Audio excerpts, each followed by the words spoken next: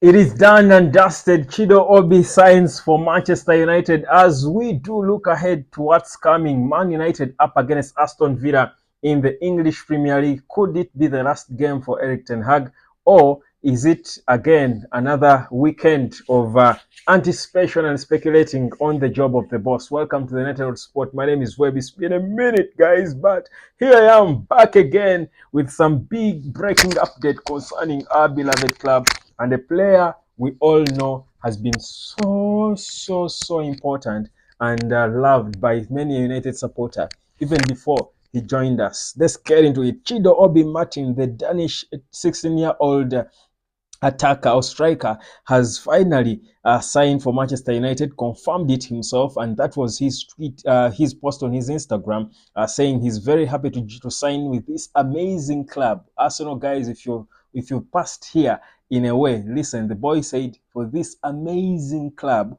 time to focus and achieve all my dreams. That's according to Chido Obi Martins. Now, this is a striker that I think will certainly be a huge solution. I saw a picture of him with the great Eric Cantona, and for me, all that is a sign of an endorsement of this young lad. And of course, we know the potential he's got and what he can add to this Manchester United fold. So finally, people who have been asking me about him, what's going on, I told you here before how the Premier League gave the green light for his signing, and now it is done and dusted. He is officially a Manchester United player. So beautiful stuff there, but that's not the focus for now. Of course, we are happy about the work we've done. I think in terms of recruitment, we've always got it right when it comes to young kids in recent years, at least. I think all the young kids coming out of the United Academy have been amazing. Look at the likes of Pelistri, Ahmad, Garnacho, Kobe, name them. I think we get it right with these kids. It's for me the senior team where the headache is,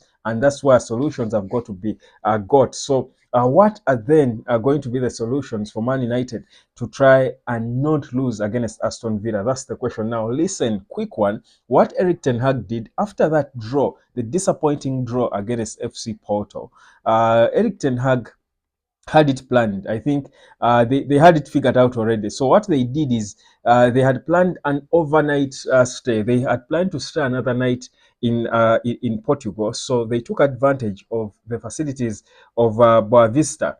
And that's the ground of Boa Vista. That's called the Estadio do Bessa. And 11 of the team members, those who did not play at least longer than a half in that game, were given the chance to stay there and train. So these are the likes of Kobe Maino. So Maino is back. That's a big boss of the squad. He's back. He trained for quite some time with the team, with the 11 members. He was part of them. In fact, Eric Ten Hag is saying he could consider putting him either on the bench or starting him. I hope they rest him because I think he still needs to rest a bit. But Kobe is back in there in case you're excited by that. Then the likes of Altel Baindil trained the likes of Toby Collier and all these other lads, Manuel Ugarte, Dan Gore, Anthony, Joshua Zakzi, all these trained, Victor Lindelof, all these had session with with the team. That's the part of the 11 members who trained before we returned to England. But that's not again for me the talk of the game. We do know of the meeting, and I'll be back here to give you the timeline of events at Man United next week. I think for now we first want to focus on the game. But what you should expect first of all is that Sir Jim Ratcliffe will be at the Villa Park to watch that game tomorrow. And after that, he will be, of course, making a stop in London, where he will be involved in an executive meeting. I'll give you more in terms of the timelines of events of what's going to happen at Man United next week. For now, let's focus on the game. It will be fast after the game, but we do know that when such meetings are called by the top guys, more so when the coach is not performing to expectation, it's either one of two things: either for them to reaffirm their commitment to the coach, or or Oh, so we'll know, but I'll give you the details because I'm trying to get in touch with a couple of people. They're telling me a couple of things going on, guys. By the way, it's not calm, it's intense. That's why Eric Ten Hag even and his team even planned a training in Porto. They had no time to waste because things are getting tense up in there at Manchester United. So we might think these guys are just there doing nothing, but the pressure is there for the team to get back to performing. And you see, people think the pressure is only on the boss Eric Ten Hag, but this pressure is on everyone, from the CEO or Malberada to everyone. Everyone is under pressure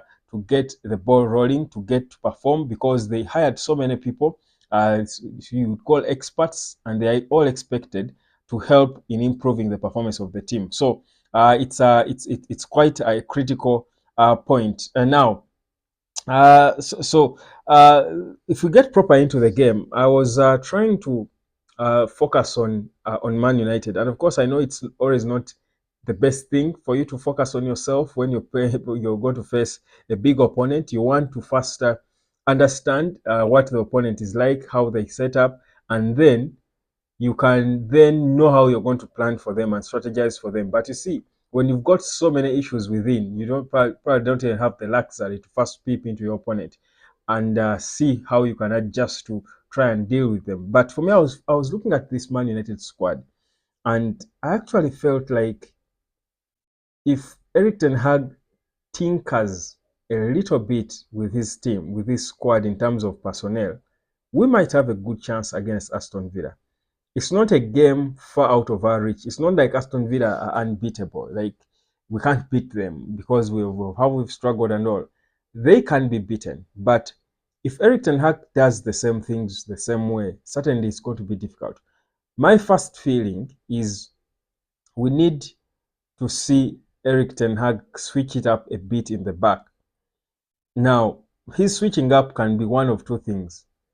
Either switch it up by having Lisandro Martinez play as a left back, then have Harry Maguire, because if you ask me, with Harry Maguire and the goal he scored off the bench in the last game, you don't want to drop such a player to the bench.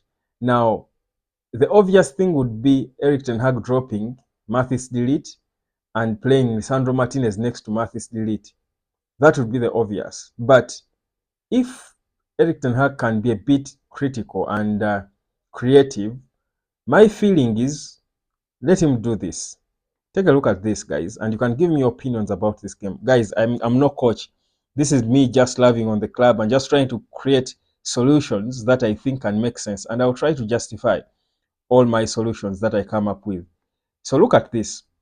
So instead of having De Ligt play there in the Licha rather play there in the central defense, how about, because Dalot has been one of our weaker links in recent games, how about you play here Maguire? Because when Maguire is on form, he's quite important. When he's performing well, when he's not making howlers, and it's been a while since he made howlers, really. Put Licha here, yeah, in the left. Balance it up, because I think we need a left-footed player more on the left-hand side, in the left-back position, than we really need them as a centre-back. Then have Ugarte,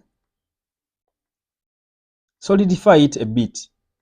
Have Ugarte block on the right. Let Casemiro block on the left. Yeah, or vice versa, whichever. Ugarte can. Then I would still rest Bruno, personally. I still think Bruno needs to be rested. Eric Ten Hag won't do it, but I'll just give you my lineup. Now, either play Kobe here or Eriksen. And I've had people saying Eriksen is old, there's no more football in Eriksen. Look, guys, Eriksen is not anywhere close to the levels we know he was at, because of course he's not growing any younger. But for me, I think one of the reasons why many more times than not Eriksen struggles at Man United is because he's played out of position. At his age, it's even more difficult for him to adapt to playing a more deep, playing a deeper role. Eriksen is quite expressive playing as a 10. For me, the maturity in such a team, the maturity in this team, first of all, if you have Maguire, Licha, Casemiro, Eriksen, for me, first of all, is good.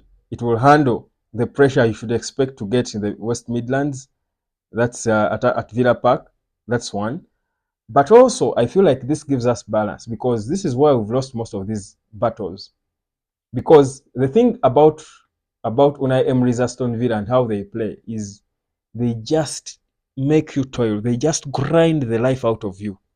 They just play and they fight for every ball, every minute, every second. So and they are quite direct in their attack. So my feeling is you need to be balanced in the middle. If Man United is not balanced in the middle, for example, if we have a single pivot of let's say Ugarte and have the usual Eric Ten Hag bring his Kobe, usually that's what, or Eriksen at times bring his Kobe and his Bruno. By the way, the midfield shape of Man United at times even is confusing. At times it pretends to be a 4-2-3-1, but it's never that. They don't really block two. He doesn't play with two really resident blocking midfielders. He never does it, even when he feigns like it's a 4-2-3-1. For me, that's where there's a bit of unclarity in terms of roles in the middle, and it confuses even the players. That's why we get issues. This is what Eric Ten Hag could do ordinarily, or they try to tweak it a bit and just put maybe Kobe a little closer to the number 6, then Bruno as if he's in a free role here. It's a bit of not clear, and I feel like it also confuses the players. For me, my thinking is Eric Ten Hag should not try to make things complicated. You see how Arsenal set up with Declan Rice and Thomas Partey? Proper balance in the middle. That's what Man United needs if you are going to get a chance against Aston Villa. First, we need to be firm and solid in the middle. Now, this Eriksen might not even be him. It could be Kobe, if Kobe is fit as a 10. These people, for some reason, Eric Ten Hag doesn't see that Kobe needs to drop back to the number 10 position, which he has played for the longest time of his career. He played it mostly as a youth. But I feel like he has struggled. I mean, he exposes him. I keep giving him more defensive responsibilities.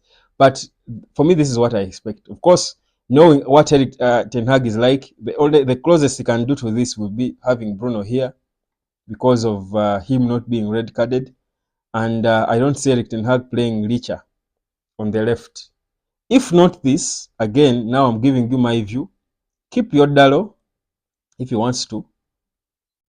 Let Dalo keep his place on the left. But Dalo has been, I think he has played too much football, to be honest. Him, just like Kobe and Bruno, he also needs a bit of rest. Then play Ugarte, Licha, Ugarte. You can rest Casemiro. Play Licha in the middle. And okay, if you're Eric Ten Hag, put your Bruno there. In terms of the flanks, it has to be Garnacho and Ahmad and Højlund up top. So these are a few things I think Eric Ten Hag needs to tinker around with if you are going to have a bit of a chance against this Aston Villa. Otherwise, if he does his usual, starting 11 and all and things, again, he will certainly get the same results, which I think have clearly proved not to be good enough. That's my honest opinion about the game tomorrow. My name is Webb. Like, share, and subscribe. Let me know what you think. Which changes you think need to be made in Man United if we are going to have a chance. By the way, in the number 10 position, we can even try out Joshua Zirkzee and see what Joshua Zirkzee can do in that number 10 if he's given a solid 2 blocking midfielders behind him. What can he do in that number 10 position? He's smart, nicking, play. I think he can serve Højlund, quite well because we haven't got a chance to see Zirkzee and Højlund on the pitch at the same time, which I think is another disservice for us because I feel like that partnership can deliver something quite interesting. But let's see what Ten Hag will pull because this could be his last game for Man United in case it doesn't go well.